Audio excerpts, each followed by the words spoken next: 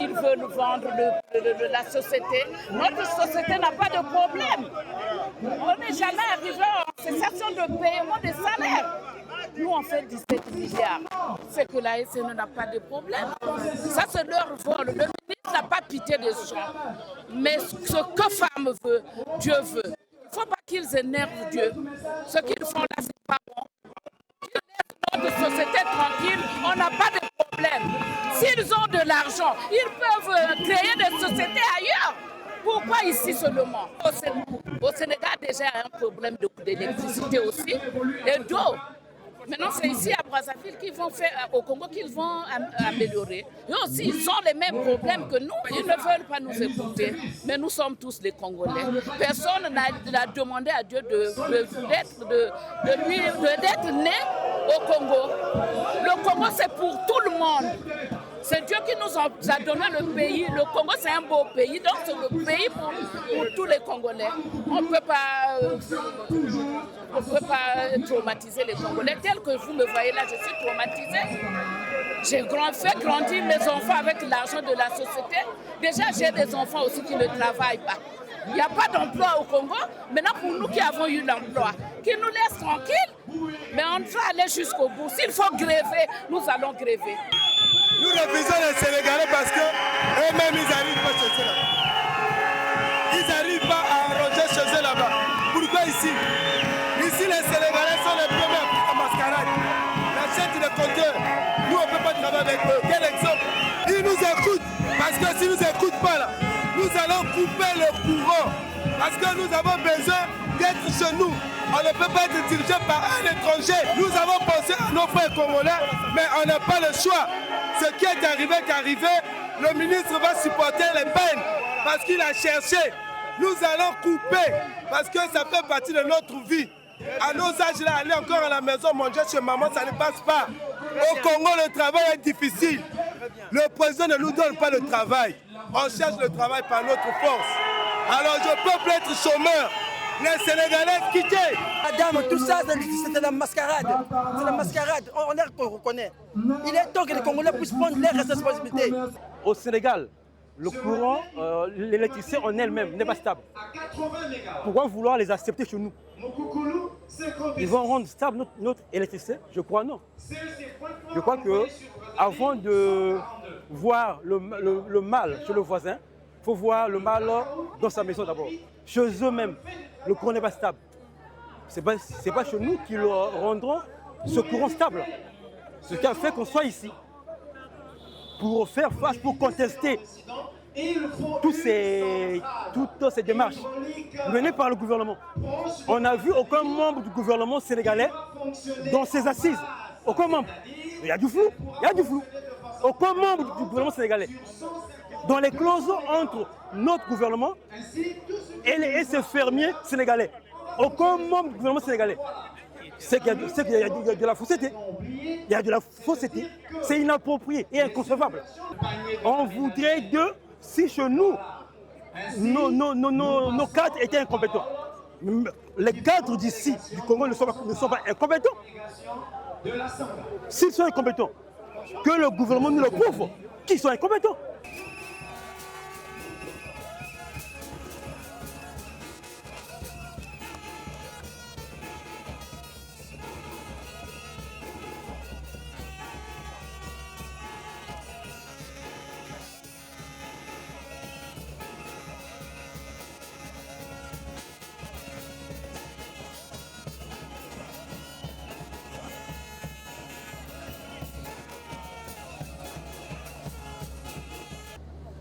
Le gouvernement de la République, à travers son ministre, parce qu'il n'est pas le nôtre, d'autant plus qu'il ne s'associe jamais avec nous.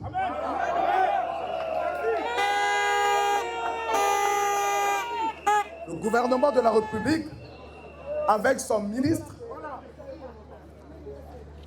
ont décidé unilatéralement de brader les biens de l'État, les biens du peuple congolais. Lors de notre réunion au ministère, le ministre lui-même, si ce que je mens, il n'a qu'à démentir à la télévision. Lui-même, le ministre, Émile Wosso avait reconnu que les réformes que nous appliquons chez nous ont échoué ailleurs. Et c'est lui-même, le ministre Wosso, qui avait cité même les noms des pays qui ont connu l'échec en appliquant ces réformes.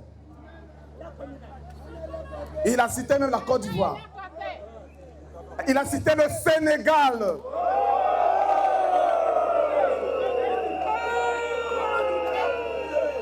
Et j'en passe. Bon, alors, je ne sais pas si c'est nous qui sommes malades ou c'est lui qui le devient.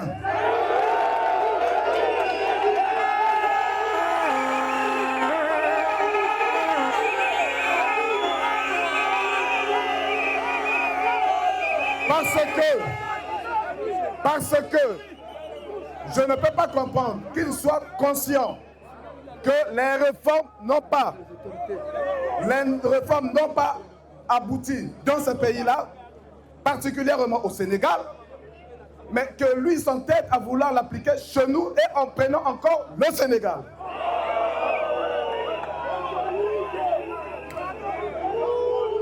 Où est le sérieux dans ça?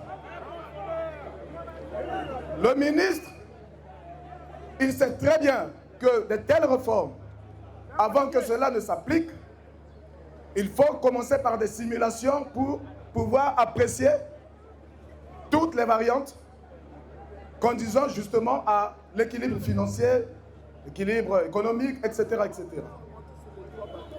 Et parmi les simulations, nous avons des simulations sur la grille tarifaire. Pour votre information et pour l'information du ministre, parce qu'il est ignorant.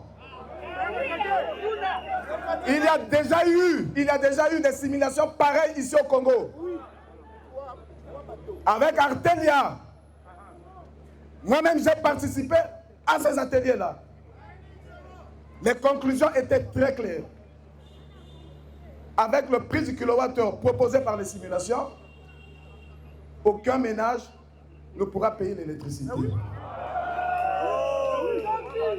Et vous êtes sans ignorer que notre République, le Congo, ne dispose pas d'assez d'industriels.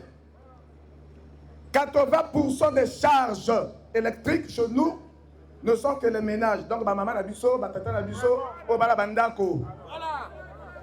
Déjà, avec le tarif actuel, le Congolais a des difficultés de bien payer l'électricité. Pour preuve, il y a suffisamment de cas de fraude que nous connaissons tous. Bon, nos mamans qui nourrissent nos frères, nos sœurs, avec un commerce de Bissap, Tangawisi, Mayapio, comment vont-elles pouvoir payer l'électricité si, aujourd'hui, avec 15 000 francs de forfait, elles ont des difficultés à y faire face. Mais lorsque cette électricité atteindra les prix de 100 000, de 150 000, comment vont-elles faire? Sachant que pour la plupart, ce sont des locataires. C'est pas sérieux.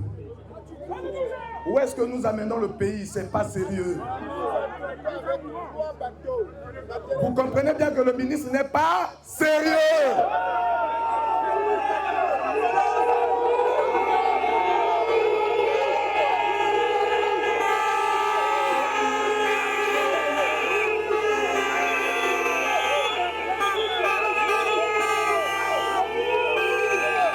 Comment pouvez-vous comprendre? Comment pouvez-vous comprendre? Comment peut-il nous justifier le fait qu'ils ont mis en marche les réformes que nous entendons que l'Iwoso a été concédé à monsieur qui est-il crédible à son actif, il y a eu combien d'entreprises qu'il a foutu en merde?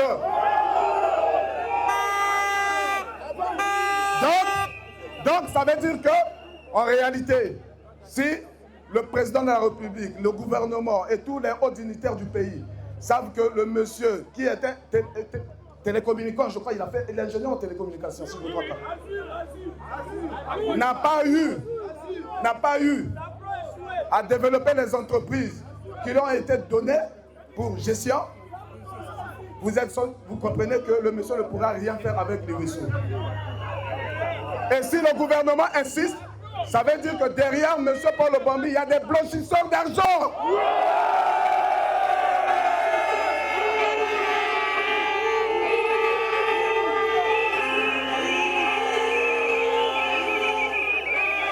Les blanchisseurs d'argent, ils ont pris l'argent de la République. Ils ont pris l'argent des générations futures. Et finalement, ils veulent les blanchir à travers les concessions. Ce n'est pas dit de moi, c'est dit de ceux qui suivent la matinale. La matinale a bien développé ça.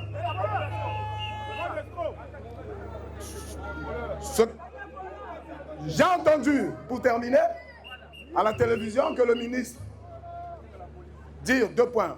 Le premier, que si les réformes prennent corps, parce que nous avons fait preuve d'incompétence. Bien, je dois vous dire que pendant que nous discutions avec le ministre Émile Rousseau, il n'a même pas connaissance que, au Congo, on a déjà eu à élaborer les schémas directeurs de production, de transport et de distribution.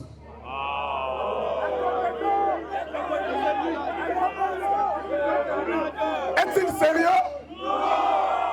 Y a-t-il pas eu passation de service? Comment peut-il ignorer ces dossiers-là? Finalement, il est ministre de quel secteur?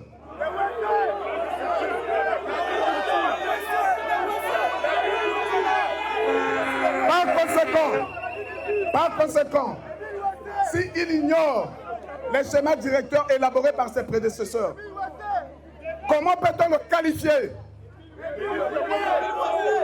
C'est qu'il est incompétent. Il est incompétent. Deuxièmement, j'ai entendu encore de lui que le pays, le gouvernement de la République ne peut plus supporter les charges de l'ECARECER et que le gouvernement, sinon le pays a eu à débourser, je crois, si j'ai une bonne mémoire, quelque chose de 1000 milliards 700 millions de francs CFA dans le secteur de l'électricité. C'est juste, on ne peut pas le nier, c'est une évidence. Le président a eu à débourser cette somme dans le secteur de l'électricité. Avec la construction des barrages, sur nos barrages Imboulou, avec la réhabilitation du projet RIT. Bien. Maintenant, je demande au président de la République, puisque lui, il a déboursé beaucoup d'argent et que les résultats ne sont pas probants, a-t-il le courage de faire l'audit?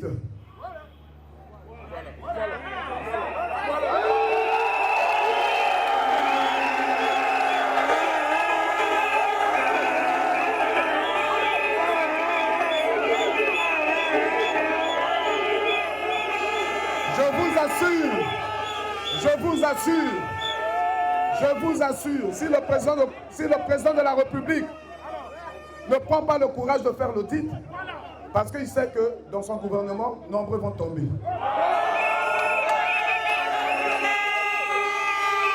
Et il se rendra compte que le 3/4 de cette somme, le 3/4 a été distribué par ceux-là qui sont avec lui. Nous nous retrouvons ici parce que les travailleurs de ECARECER n'ont jamais éprouvé un tel mal de vivre et qu'ils ne peuvent plus vivre de mensonges, de politique, de mots croisés, et ils ont chacun la conviction de passer à côté de l'existence. Aujourd'hui, ECARECER traverse une crise managériale sans précédent qui prive le travailleur d'un aspect transcendant de sa personnalité et l'aliène. Et cette imputation qui le gêne désormais le traumatise. Vous savez, vous tous qui êtes ici, vous êtes traumatisés par les agissements de la tutelle. C'est pour cela que nous sommes ici. Mais quand vous regardez le passé et même le présent, nous avons fait des preuves, EKRC, sinon la SNE, mais cette façon de faire du gouvernement, quand je parle du gouvernement, c'est entre guillemets, parce que dans le gouvernement, il y a des privilégiés et il y a des gens qui sont mis à côté. Donc ces privilégiés-là, ce sont ceux qui viennent foutre le désordre dans le gouvernement. Et eux, ils croient que nous sommes en perte de vitesse, erreur. En train de faire faillite sur notre propre personne, erreur. Mais nous allons démontrer au gouvernement que leur modèle continuera à sentir le vieux, l'escroquerie, la poussière, la naphtaline et finira dans la poubelle comme le torchon. Ici, j'ai le décret numéro 2018-23 du 5 février 2018 portant création et attribution et composition du comité technique interministériel suivi de la réforme des secteurs de l'eau et de l'électricité. Ça, c'est le Premier ministre qui avait fait ça à l'époque. Mais ce qui est bizarre, c'est qu'aujourd'hui, l'ARCEL ne jouit pas de son autonomie et de son impartialité du fait de son positionnement sous tutelle du ministre. En principe, l'ANER était là pour réguler tout ce dont nous sommes en train de dire. La grille tarifaire, les conflits au sein des producteurs, réglementer beaucoup de choses. Mais aujourd'hui, nous constatons que le ministère qui a mis en place ces structures ne lui a pas donné les moyens nécessaires pour pouvoir exercer sa fonction et être opérationnel. Et jusqu'à aujourd'hui, l'ARCEL n'a pas de note d'application. Donc vous voyez que c'est un cafouillage depuis longtemps. C'est un cafouillage. Et ce qui est vrai, c'est que nous avions ici, quand on a créé la SNE, nous avions la feuille de route du gouvernement. Donc ce gouvernement-là devait suivre pas à pas cette feuille de route-là et commencer à faire au fur et à mesure des évaluations pour pouvoir quantifier ce que nous sommes en train de faire, pour pouvoir redresser les choses. Mais fort est de constater quoi? Aujourd'hui, le gouvernement crée EKRC, il y a une feuille de route, et après, au départ, c'était une SAU avec des actionnaires fictifs, et après, il passe à SAU, donc avec pour actionnaire unique le gouvernement. Et donc, le gouvernement va mettre un conseil d'administration. Et quand nous posons la question au ministre, mais est-ce que vous surveillez l'action du conseil d'administration? Voilà, nous, on n'a pas de trucs à chercher là-bas. Eux, ils gèrent comme ils veulent. Ils font tout ce qu'ils veulent.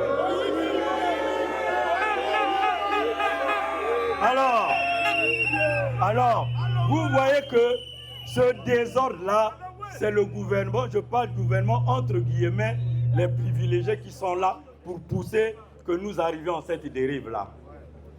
Et une fois dit comme ça, je dis, bon, mais monsieur le ministre, est-ce que vous ne croyez pas qu'en faisant ce que vous êtes en train de faire, c'est comme si vous poussez EKRC à l'erreur pour justifier votre façon de faire? Parce qu'au bout du compte, vous allez dire, non, mais comme nous, on ne surveille pas, ils ont fait ce qu'ils veulent, bon, voilà la population, voilà ce qu'ils sont en faillite et tout. Et cela justifie leur façon de faire, c'est-à-dire les réformes bizarres qu'ils sont en train de faire, qui n'ont aucune signification.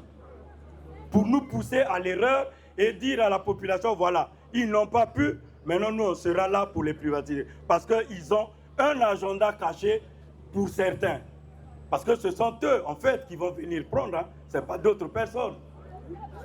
Alors, depuis 2023, nous écrivons toujours au gouvernement, voilà, nous avons des preuves, nous écrivons toujours au gouvernement pour leur dire que le modèle que vous avez choisi, c'est le plus mauvais des modèles qui puissent exister. Mais ils ne nous ont pas compris. Et ils nous disent non, nous allons jusqu'au bout. Et quand on arrivera, si on se casse la figure, on va faire marche arrière. Alors vous voyez, nous on leur dit que ce n'est pas possible. Vous ne pouvez pas aller jusqu'au bout pour vous casser la gueule parce que vous savez que ce que vous faites là, c'est la tricherie. C'est la tricherie, il faut arrêter. Et vous avez ces concessions-là où il y a beaucoup d'avenants. Mais un projet qui a beaucoup d'avenants, ça veut dire que c'est un projet qui a été mal ficelé, mal conçu. Et ils nous disent qu'au fur et à mesure, s'il y a des problèmes, nous allons continuer à faire des avenants. Mais attendez, où est-ce qu'on va avec ce pays? Où est-ce qu'on va avec ce pays? Mais arrêtez! Arrêtez cette façon de faire. Donc, c'est ce qui veut dire que nous savons ce qu'il y a derrière nos têtes, nous allons jusqu'au bout et après on regardera.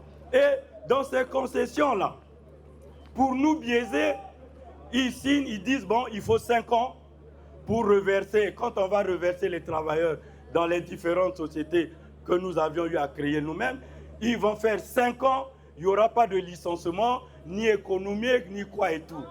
Alors qu'ils ont signé ces contrats-là pour 30 ans. Alors,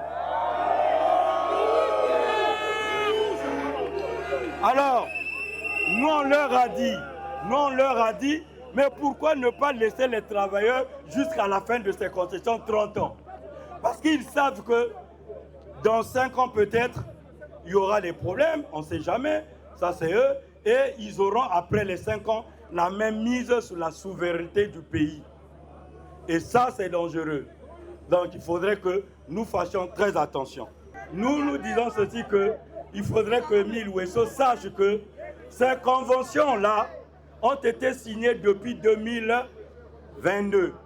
Le ministre Taï qui a signé ces conventions a trouvé inopportun de les publier. Donc, en le faisant, le ministre Taï a vu le danger qui le guettait pour toute la nation, parce qu'il devait porter une responsabilité lourde. Et qu'est-ce qu'il a fait? Il a pris ces conventions, il les a mis dans son tiroir. Et comme les gens, comme certains membres du gouvernement, ceux qui sont là à la quête de la souffrance du peuple arrivent, qu'est-ce qu'ils font? Bon, il faut envoyer monsieur Wesso, un va tout en guerre, et pour aller sortir et publier. Et voilà les conséquences.